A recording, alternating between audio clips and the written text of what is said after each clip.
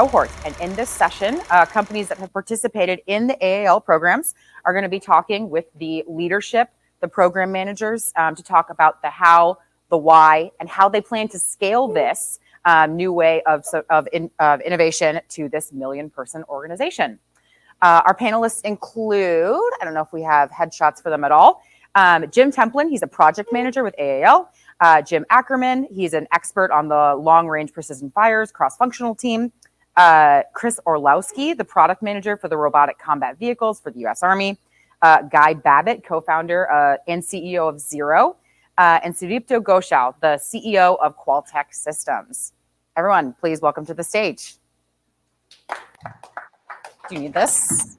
I think I'm good. All right. We don't have any slides. Okay, so. all good. I think we're waiting for our panelists to get on. Looks like they're on. Looks like they're on. Excellent. All right. So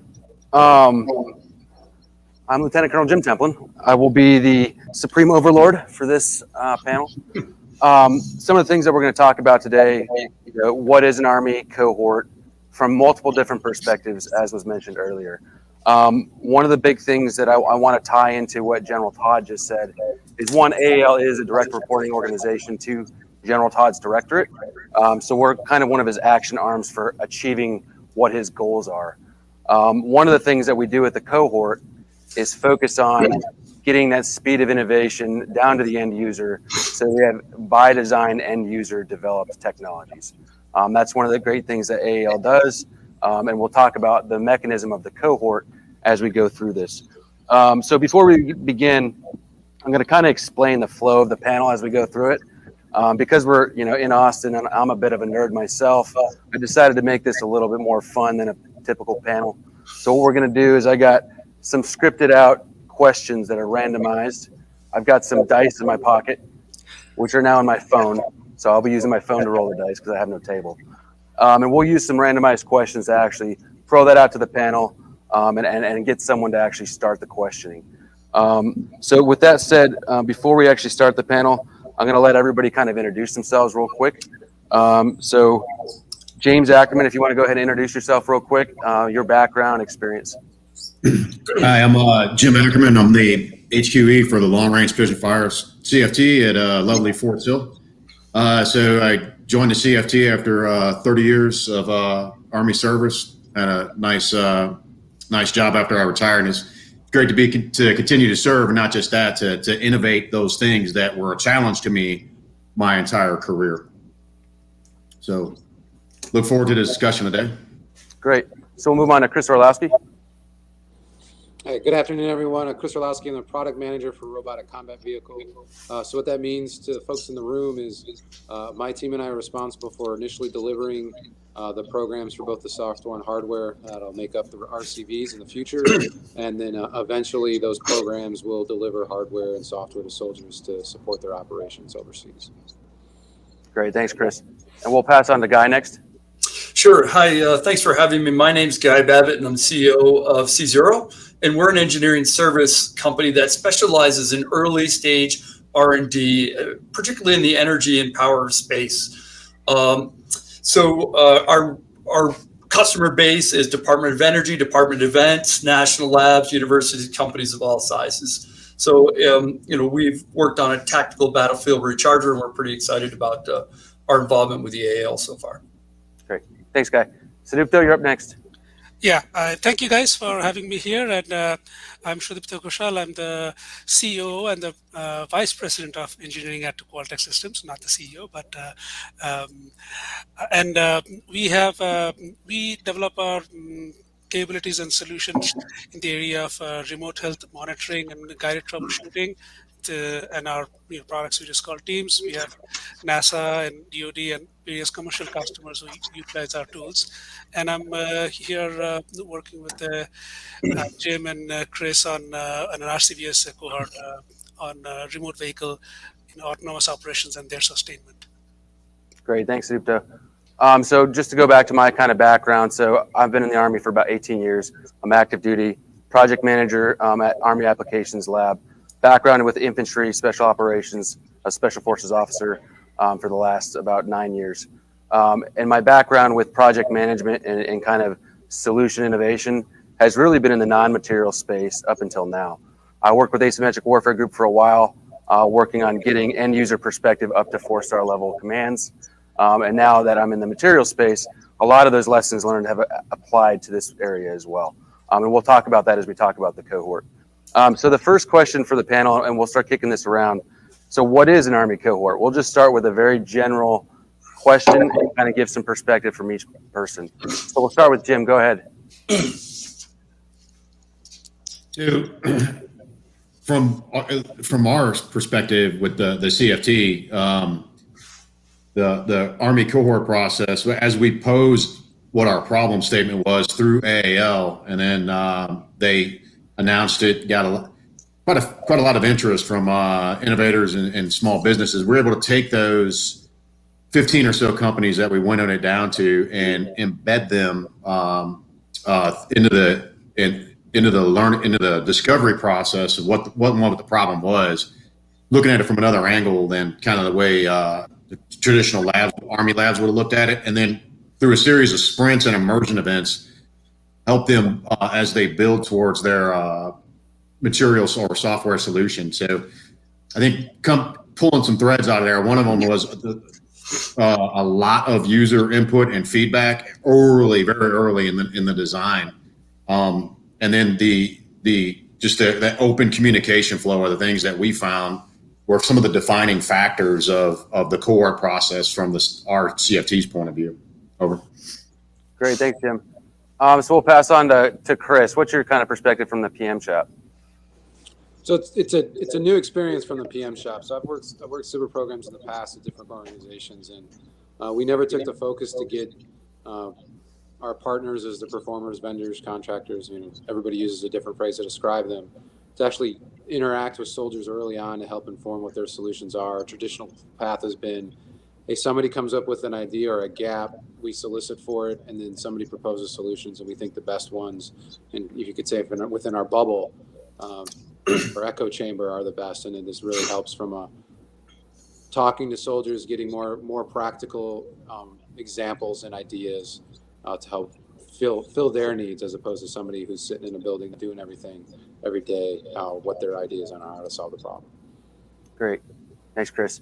And then Guy, what's your perspective from your company? Yeah, I mean, from our standpoint, probably the biggest defining thing was just an amazing access to a wide range of stakeholders. Those are from the very guy in the field who's going to be using it, to the person who has to handle the logistics, the management, the procurement. And, again, that was really getting that information from that wide variety of people early was just absolutely invaluable. Great, thanks. And Sudipto? Yeah, I totally want to echo what Guy just said, that this is also very new and unique for us. This is the first time we are participating in a cohort, and this is just the access to the end users for whom the solution is eventually going to be built, or we are trying to build that solution for them. We never really had access through this civil related programs, and kudos to you all that we get so much access to them, that we have a much better understanding of what the problem solution space is and how to adapt our solution to help them meet their requirements or needs. Great, thanks, Sudipto. So from my perspective, working as a project manager and being relatively new to this space, one of the things I looked at when we designed the curriculum for the last cohort for robotic combat vehicle sustainment is, how do we put the right people in close contact with each other? General Todd talked about, not doing the horizontal integration, and by design, a lot of the organizations being stovepiped and not having the proper linkages to actually solve towards an end user perspective. So by design, we try to get these curriculums to be focused on bringing a community of action together and identifying the right key and relevant actors within those communities to carry that, and identify those ideas early and carry them throughout the end of the actual project. So we spent a lot of time doing that and making sure that the right action officers are involved, and that they have common ideas and a common space to discuss those ideas with each other throughout the cohort. So moving on, I'm going to use the magic dice now. We're gonna move on to Nerdville, and I'm going to ask a question based upon what the dice tell me. Dice say 17. So This is the question, and this is going to go to Chris first based upon what the dice told me. So how does the Army cohort compare to other innovation experiences you've had with the Army or in private industry? So we'll start with Chris, and then we'll kind of move it around the circle. So the big difference is getting everybody, well, I've seen this in other places too, getting everybody collaborate early. But I think the difference I've seen from the cohort is the willingness of the companies to collaborate together and bring different pieces of parts of the solution. Jim, I think that's part of the credit to you and the team who've set the cohort up in that fashion and encourage that. I've been in other research programs where the folks are all in the same room, but they get real quiet when they want to start talking about their own solutions because they don't want to give anything away, especially in a competitive program like the RCV Sustainment SIBR, where not everybody can continue on to the next phase and the best solutions and the best ideas go forward. So that's a big difference I've seen, is the willingness to collaborate and then build their pieces of parts of the solution from the program. It's different than what I've seen in the past. Great. Thanks, Chris. And we'll move to Guy for this next one. Yeah, I apologize. Can you just repeat that? I want to make sure I'm answering the right question. Yeah. So you've had other experiences with DoD or innovation experiences in industry. How does your experience with the cohort differ, or how could it be better or worse, or, based upon your last experiences in other places? So the comparative analysis of your experience with other innovation techniques. Sure. Yeah. Wow. Yeah. There's really quite a few of them, right? Some of the, I look at some of the funding agencies, say non-DOD, NSF. We do quite a bit for Department of Energy. A lot of times they'll solicit solutions or list a problem and solicit for solutions, much like you talked about. And that tends to, while it is an opportunity for people to introduce that technology, there is a large vacuum, right? And this is done sort of just the opposite. Is said, look, here's a problem. Let's get in the room and let's start to hash it out. Let's start to hash those requirements out. So I think that is a really interesting distinction. And again, just getting that early information. We had a lot of preconceived notions on certain aspects of what we do might be better, and we learned those are not necessarily. It's very difficult for us as we're a very small company. We're not a defense contractor. We don't have military experience, and it's very easy for us to really not have a very good grasp of the problem. Great, thanks, Guy. We'll move to Sedupto now. Yeah, so this is a great question, and we can talk a lot about the different differences of value proposition of this cohort. But the two things that strike me most that's different from the other R&D efforts and innovation efforts we've had through past SBIs is number one, obviously, access to the end users. I can't repeat that often because when you are building a solution for the end user, you need to know what their pains or gains are, and the access to them has been critical in us getting motivated enough to do our work and due diligence, and as General Potts said, try to make sure that we can prove our operational value in concrete terms to, in terms of the technology that we provide to the end user. And then the other aspect is, as Chris was saying, that this is kind of a competitive and partly competitive and cooperative effort as well, right? So we are aware of the other members in the cohort who are trying to go to the phase 2, and we kind of know what the synergies are, and the cohort allows us to build partnerships or relationships with the other companies as part of a whole cooperative competitive effort to provide Army a solution that's holistic rather than individual piecemeals that you have to put together somehow. So I think those are the two key distinguishing factors. Great, thanks. Mr. Ackerman, what's kind of your perspective on what you've seen in the past? So it's kind of dovetailing on the points that Chris, Guy, and Sadiba pulled out, but from hopefully I didn't butcher your name, by the way. From a requirement perspective, generally we would get our requirements guys would sit down in a room and figure out we have a gap. and then figure out the requirements for it, and then take this huge 4-inch binder document and give that to industry to fix. And all industry was, from my opinion, or at least my point of view, was doing was very narrowly focusing on those one or two things that were those requirements in that document. So as kind of General Todd was talking about, we have a rate of fire issue with field artillery. So we knew we had a problem, that it was going to create a problem in the logistics tail. So that's kind of, step number one of any 12-step program is admitting you have a problem. So we took that from that initial kind of, hey, here's the issue. And then the cohort was able to get in early and look at it from a different lens. Number one, from the Army, traditional Army thinkers, but number two, really come out and apply cutting edge kind of concepts and technologies on how we could, some potential solutions for it. And then as that matured a little bit, and then that's when the collaboration in the cohort really started. I really started to see it. And so a couple of the solutions that we have, one, they're almost, they're very interdependent, and one talks to another. It's a software communication system. And and at that grassroots kind of level, it has some Army enterprise level applications that we're still kind of working on with some of our other partners across some of the other centers of excellence, like the Sustainment Center of Excellence, because it's not just a fire solution for logistics, but so the synergy, getting in on the problem early, and then defining it from a different point of view. Than the traditional kind of way we have always done business. And by the way, it's moving very fast from traditional acquisition, Army acquisition and development point of view. Over.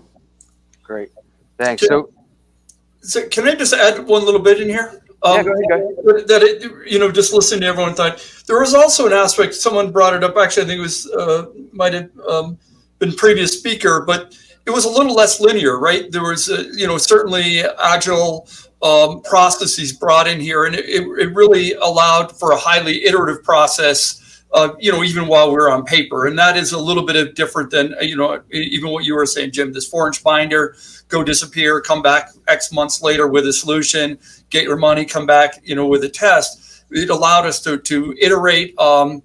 Well, we've been involved, whatever, 6 or 8 months, and that solution, our proposal has gone and morphed, many, many times over that course already. Oh, awesome. That's great perspective. I'm just going to add to this and add kind of a little bit perspective from where I sit in the project manager seat. I don't have a lot of experience doing innovation in the material space. This is really my first project with AAL.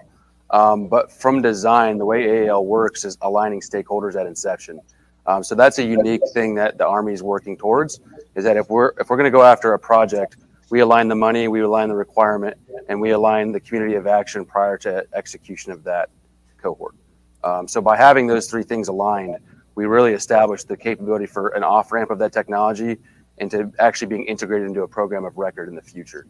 So there's a higher chance of turnover for that SBIR to be, or any kind of funding mechanism to be realized in the future. The second thing I'll offer is that by colliding all these different organizations together in these communities of action, we open the aperture of what is possible in terms of a solution, because the different aspects of the problem become very apparent when you talk to an end user about how they experience the problem, and there's different ways to go about solving it. And then the final thing, because we're underneath General Todd and we're an action agent for him, we are really charged as an organization with changing the way the Army thinks about things. So at the end of the day, the cohort, it doesn't just exist in the space that it's in. We're applying lessons learned and bringing those lessons learned back to the Army so that we can change the way that we do business in the future. And to me, those are the three things that are very different from what we've done in the past. We haven't connected those three things together before. So that said, I'm gonna take some time to actually ask if the audience has any questions. And if you have any questions for our particular panelists, please let me know. Great. Any questions from the audience or online? If you have some questions, please ask them now. Gentlemen, please go ahead. Yeah, so on the lesson learned part, is General Todd takes us back, and if you're talking about milestone 9, one of the brothers up here, that they're talking, is you're able to change and connected, not just to the ad hoc one they have now, but more of a, who's like, you're the program manager, and General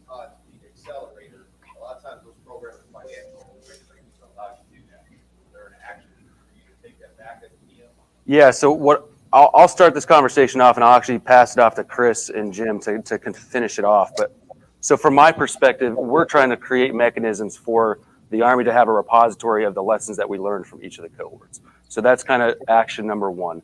What's our off-ramp for these lessons? So we're working with the Center of Army Lessons Learned.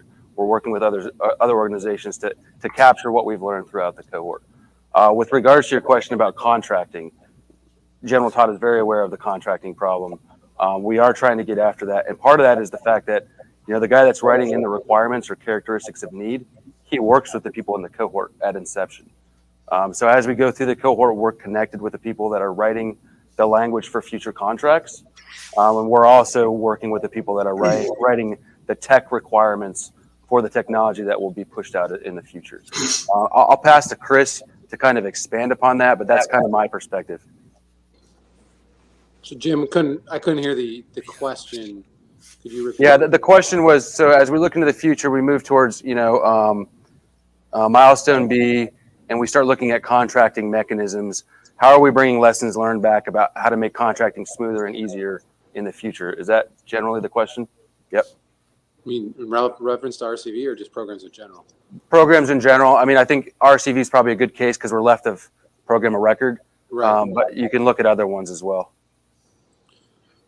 Ooh, we could speak the rest of the afternoon about that. I think, well, definitely. I think so. From a cohort standpoint, what it really can probably help us do is refine what'll go out for a request for proposal with whatever form an RCV program takes in the future. So that request for proposal will likely have some type of performance specification attached to it. Now, the form of that may change. There's some interesting ideas. We're kicking around up in Detroit about how to approach that in the future in a new and novel way.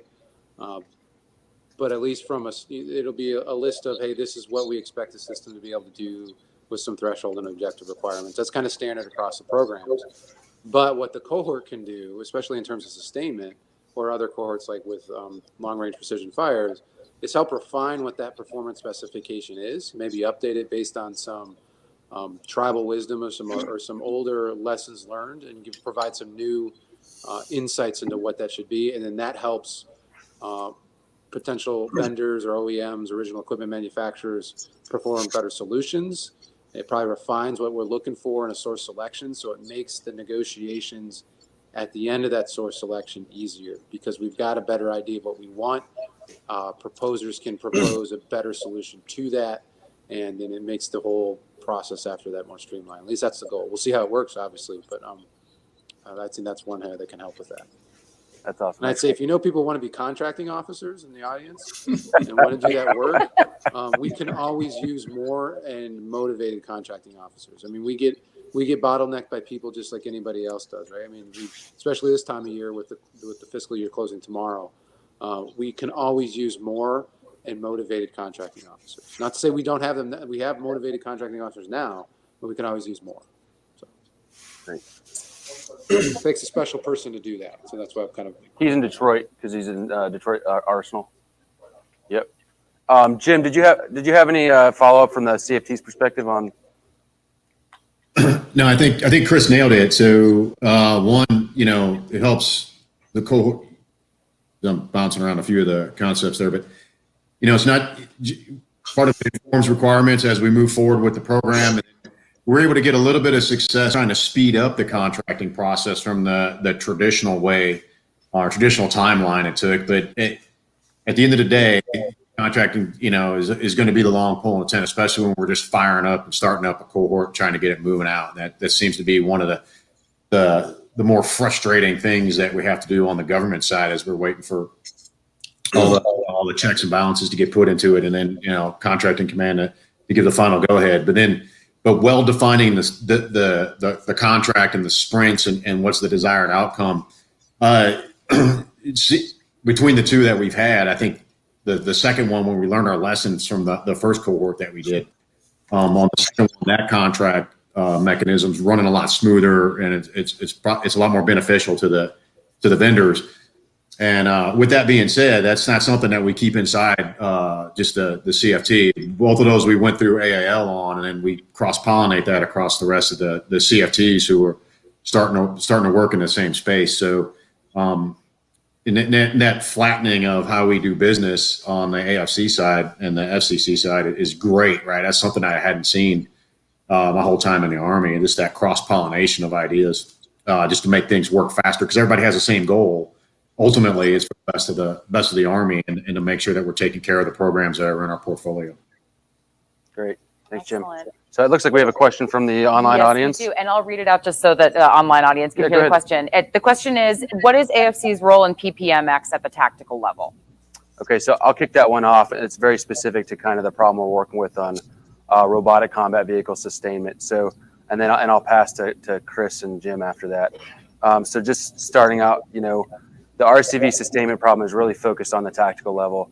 As we look into the future of multi-domain operations, the tactical level is really defined at the division level and below. So as we look at the division level and below, really the data coming from the field is what will fill in the gaps for PPMX technology to make decisions. So I feel like there's a natural overlap of the two technology levels between, you know, remote sustainment and PPMX on the backside. I kind of call it, you know, technology forward of the line of troops or at the forward line of troops, and then technology behind the forward line of troops. But that's just kind of the way I think about it. Chris, what's your perspective on that? Well, I'm not going to speak for AFC because I don't belong to AFC or don't report to AFC. And from a PM perspective as a partner, what I'll say is, it ties into the comments I just made in regards to contracting is we don't have PPMX in the field right now. I mean, none of our systems have it to a scale. So especially from a robotic combat vehicle standpoint, what helps us understand is what that requirement should be, refines that requirement, which makes when we have to, as a PM side, we're the material developers, we go buy the stuff that AFC tells us they want us to buy. And with working in partnership with AFC on the cohort, we can work together to refine that requirement. And then the engineers traditionally will take that and turn that into a performance specification that goes out. So, but how it's done across the .mil PFP, which is doctrine, organization, tactics, leadership, I mean, all those things that go into determining what an armored program should look like, it helps. And then we'll learn more as part of the RCV experimentation plan as well. Where is that done? How is it done? Had a senior enlisted, he's a new advisor to the PEO Ground Combat Systems where I work. Has done multiple jobs along in our Army career, and he's like, "Well, how are you getting the data off these platforms?" Like, we don't know yet.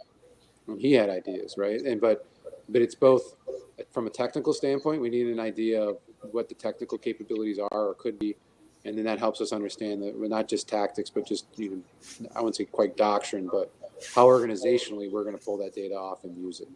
Because it may not always be viable to push all this stuff to a cloud in the middle of an operation. You may have to think of other ways to get the data off, collect, and do things like that. So, yeah, thanks, Chris. So in the interest of time, I'm going to actually switch over and ask a question that's more focused towards our commercial partners, industry partners.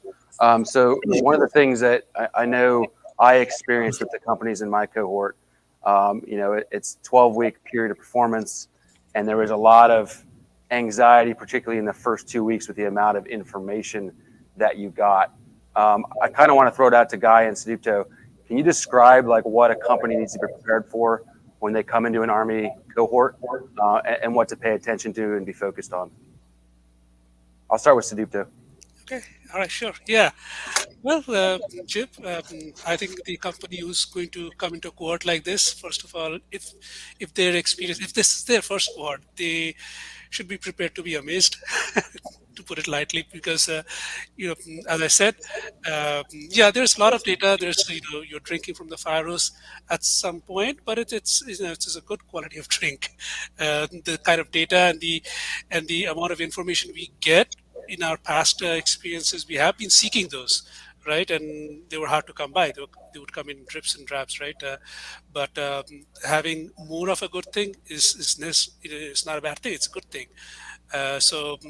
Yeah. So in terms of the amount of information and amount of commitment that a company must have to participate successfully in this cohort, yeah, there has to be, you know, significantly more commitment, but it's for a good cause. And I think, speaking for myself and my company, we didn't feel, you know, bothered by it at all. We felt that it was our privilege to make sure that the end users we saw and we talked with and who told about their problems, I want to be absolutely sure that I focus on those guys and those people out there in the soldiers, and make sure that whatever I provide does help them. Right? I don't want this effort to go to a waste, like the others do, unfortunately. Great, Sudipto. We'll pass the ball over to Guy. What's your perspective on that? Yeah, I mean, first of all, I think you did a great job of summing that up. It's quite a bit of workload. I think everyone on this call and room is used to a lot of work. We were caught a little off guard. We just weren't quite ready for how much it was going to be. But that was a great problem to have, as Sudeep said. One of the other things I think was a little interesting is you ask a lot of people a question, you're not necessarily going to have answers that fall on top of each other, right? You have various stakeholders with different needs and stuff. And so there was a little bit of work in sort of, I don't want to say triangulating, but understanding that all of those answers were right and valid, but it wasn't a nice, clean, crisp box that sometimes comes out of that. Some of these problems, they're early stage. The solution space is still pretty wide. And again, it was invaluable help working through that, but it's a little bit like making sausage. It was a little bit of a messy process, but move forward. And the other thing I'd tell the teams is have some flexibility. We had access to some very, very high level people.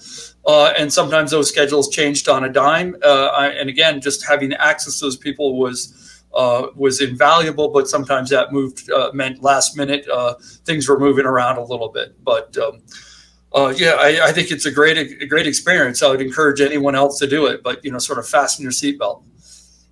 Great, thanks, Guy. So are we running out of time now? Or are we still? Yeah, so we have time for one last question, and I want to keep it short and sweet because I know we've got some entrepreneurs in the audience. So my question to you is, when and how do you leverage this cohort model? Do you use it for everything, or how do you decide to leverage this? Yeah, so I can start off with that, and then I'll give so from my perspective, the reason that we do the cohort is because we have a very wide open problem that has lots of different facets. So if you've read the book A Wicked Problem, it's complex, it's complicated. There's a lot of pieces to it. So you need everybody in the community of action to be involved with understanding the different perspectives of that problem. That's the first thing. Two, it's got to be something that you can align stakeholders on. So this is what the nature of the problem and then the nature of getting people behind solving that problem. If we can achieve those two things, then I think that's where we start looking at, hey, this is an Army priority with stakeholder alignment, and we have a problem that can't be solved with just throwing a solicitation out to a company. We have to figure this out together as a team. And that's the whole purpose of the cohort, is to build that team, build that community of action, and get after that problem set in a considered way. So that's been my perspective of it. I hope that everybody in the audience and the team that's been brought here on the panel sees it from that perspective at this point. Do we still have time to throw it back to the panel, or? If they have quick parting words, yes, yeah, we got to get moving. I'll just give everybody last parting words. We'll go around the horn. Jim, you got anything parting words for the group? Appreciate everybody's time and attention this afternoon. Great event, and hope to see you soon in another cohort. Absolutely. Thanks, Jim. Chris? To say thanks everyone for your time today. I just say that with the hope, the theory for the cohort, right? Well, it'll take some time to see if this proves out, is that it helps us get closer to buying the right thing the first time. So we're getting the right thing in the hands of soldiers in the future, and giving them what they need as opposed to what we think they need. All right.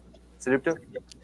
Yeah, thanks everybody for participating, and Jim and others, allowing us to participate in this panel. And our experience has been great, and I'm sure it's the same for the other cohort members. I can speak for them. And I hope as Army and AAL, you guys can push this cohort format and make this the norm rather than the exception of doing these kind of projects. All right. Thanks, Sudipto. And then Guy, finally. Yeah. Thanks to everyone, both running the cohort, involved in this session here. Really appreciate it. One thing I did want to kind of bring up, we haven't talked about a lot, but there is a feeling to me that this process and this cohort you've done has made access for smaller companies like ours infinitely easier, right? We are a 30-person company, and I think that benefits everyone. It allows us, it opens up the solution space for the Army, and we haven't talked about that a lot, but I think the barriers to entry on contracting and everything were just much lower than other programs we look at. And many of them we just pass over because we don't think we stand a chance to be competitive or even can absorb the overhead of even trying to apply. Great. Thanks, everybody. Appreciate it. Thanks to the Capital Factory and the audience that joined us. Hope everybody has a great day. Thanks so much, Jim. Appreciate it. Thank you.